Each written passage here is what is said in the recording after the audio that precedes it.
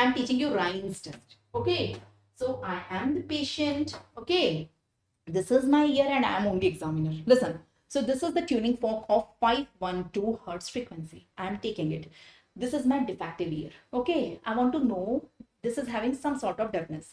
I want to know in this ear whether it is conductive deafness or sensory neural deafness. I want to know that. But deafness is definitely there because I can feel clinically.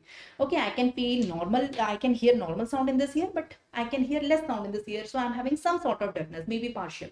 But which one? Is it conductive or sensory neural? Huh? So this is the Ryan's test we are performing. So take a tuning fork of 5.2 hertz frequency. Okay, hold it from here, hold it from the stem. Okay, normally what happens? Normally AC is greater than BC.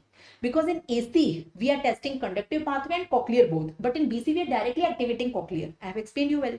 Normally AC greater than BC. Okay, so what we will do, here we will take the tuning fork of 5.2 hertz frequency. We will activate it and test BC.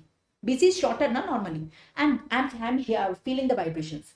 Once the vibrations stop feeling, I will immediately keep it here for AC. Still I can hear the AC. Okay, so normally AC is longer than BC and here also AC is longer than BC. So maybe I'm normal or maybe it's sensory neural deafness. In sensory neural deafness, my cochlea is defective, but my conductive pathway is normal. No? So AC will be greater than BC. But suppose the result is like this. I'm activating it, I'm keeping it here, I can feel the vibration, I'm waiting for the vibration to end. My vibrations have ended, now I'm keeping it here. But I was supposed to hear AC, but I am not hearing. So my BC is greater than AC, it is negative 9.